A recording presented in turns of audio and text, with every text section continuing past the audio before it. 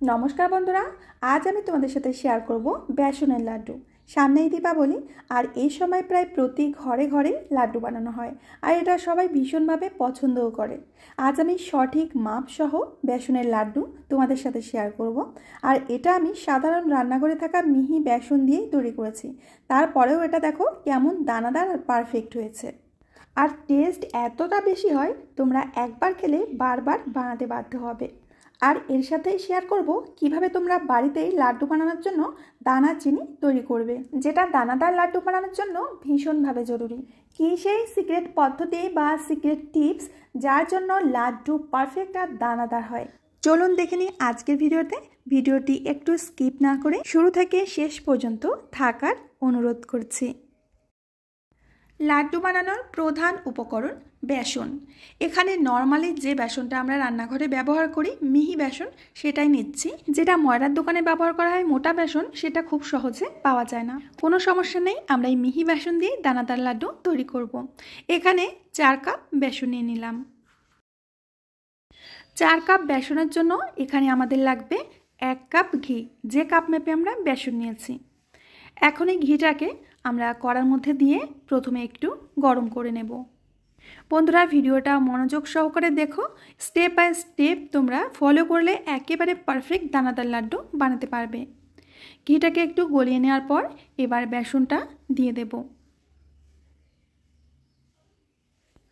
এখন low to medium আঁচে বেসনটাকে ধীরে ধীরে ভেজে নিতে হবে।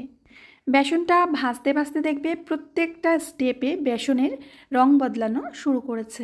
ধীরে ধীরে দেখবে বেসনটা যত ভাজা হবে ঘিটা কিন্তু তত বেসনের সাথে মিশে যাবে। এই স্টেপে তোমরা কি দেখতে পাচ্ছ, বেসনের রংটা অনেকটাই বদলে গেছে আর বেসন একেবারে ঝুড়ো ঝুড়ো হয়ে গেছে। গ্যাসের আঁচটাকে লো টু মিডিয়ামে রাখবে আর হাতে সময় নিয়ে সুন্দর করে বেসনটাকে ভাজতে হবে। যত তুমি সুন্দর করে সময় নিয়ে বেসনটাকে ভাজবে তত কিন্তু তোমাদের লাড্ডুটা পারফেক্ট আর সুস্বাদু হবে খেতে।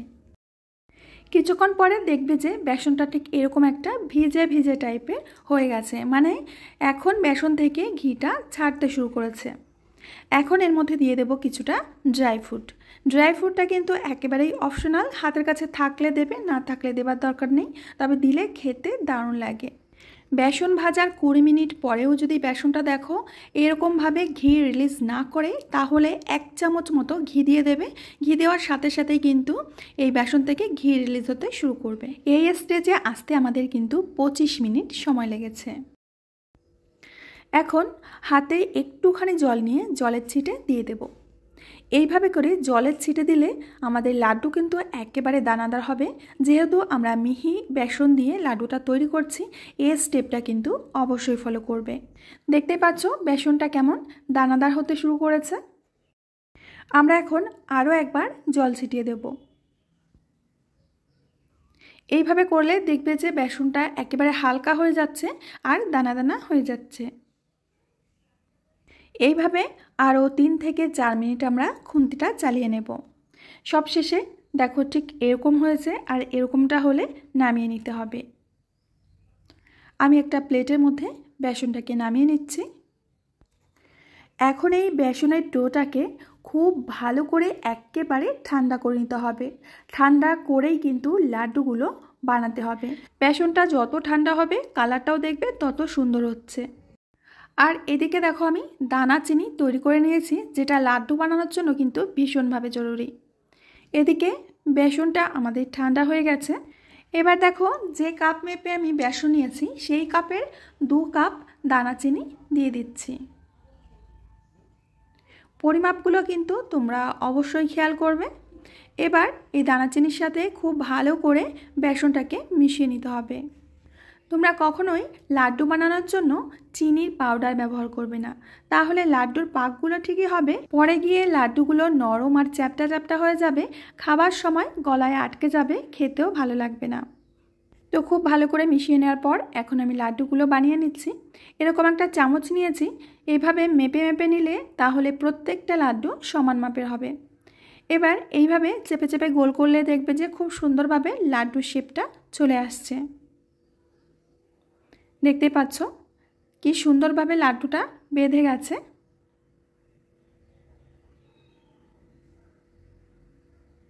তো একইভাবে আরও একটা লাড্ডু তোমাদের বানিয়ে দেখাচ্ছি।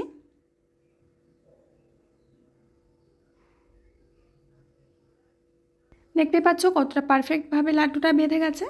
এটাকে আরও একটু সুন্দর করার জন্য একটু দানা চিনি দিয়ে আমি গড়িয়ে নিচ্ছি। তো বন্ধুরা, একে একে প্রত্যেকটি লাড্ডু আমি তৈরি করে নিয়েছি। দেখতে পাচ্ছ লাড্ডুগুলো কতটা পরিমাণে সুন্দর হয়েছে, পারফেক্ট হয়েছে। একটাও লাড্ডু কিন্তু চ্যাপ্টা হয়ে যায়নি। ওপর থেকে কিছুটা পেস্তা দিয়ে আমি সাজিয়ে দিয়েছি। এখন এখান থেকে একটা লাড্ডু আমি তোমাদের ভেঙে দেখাচ্ছি। দেখতেই পাচ্ছ লাড্ডুটা কতটা পরিমাণে দানাদার হয়েছে। তো চলো বন্ধুরা, এখন দানা চিনি তৈরি করেছি কি করে সেটা তোমাদের দেখিয়ে দিই। এখানে আমি 500 গ্রাম চিনি নিয়েছি। এখন এই চিনির মধ্যে 125 ml জল দিয়ে দিচ্ছি। এখন চিনিটাকে জাল করতে হবে। এখানে চিনির 4 ভাগের 1 ভাগ জল দিতে হবে। মানে তোমরা যদি 1 কিলো চিনি নাও সেক্ষেত্রে তোমাদের 250 ml জল দিতে হবে। জাল করতে করতে দেখবে যে চিনিটা এরকম ফুটতে শুরু করেছে আর ফেনা ফেনা হতে শুরু করেছে।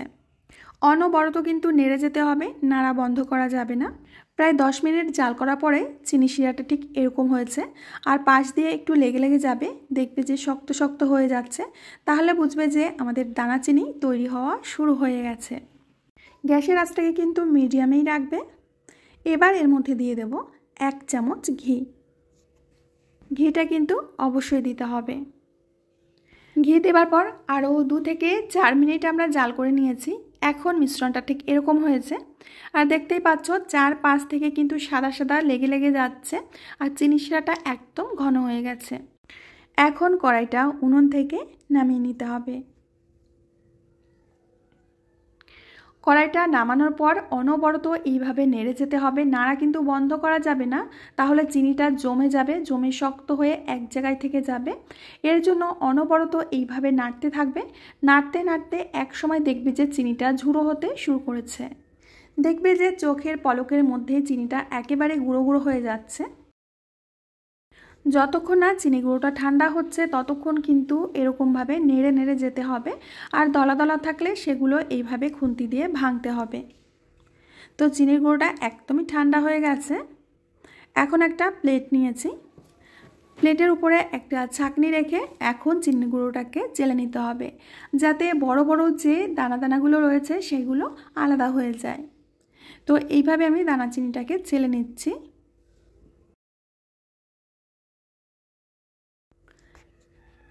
চিনিটা চেলে নেওয়ার পরে যে বড় বড় দানাগুলো রয়েছে এগুলো আমি আবার কড়ার মধ্যে দিয়ে এবার একটা স্টিলের গ্লাস দিয়ে এইভাবে গুঁড়িয়ে নেব।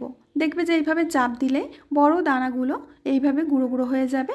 তারপরে আবার ছাঁকনিতে করে আমরা চেলে নেব। দানা চিনি আমাদের কিন্তু রেডি হয়ে গেছে। তোমরা এইভাবে দানা চিনি তৈরি করে কৌটায় ভরে বেশ কিছুদিন, মোটামুটি 6 মাস পর্যন্ত রাখতে পারবে। তো আমার প্রিয় বন্ধুরা, আমি আজ এখানেই বিদায় নেব। আবার আসবো নতুন রেসিপি নিয়ে। ততক্ষণের জন্য সবাই ভালো থেকো, সুস্থ থেকো, সকলকে সুস্থ রেখো।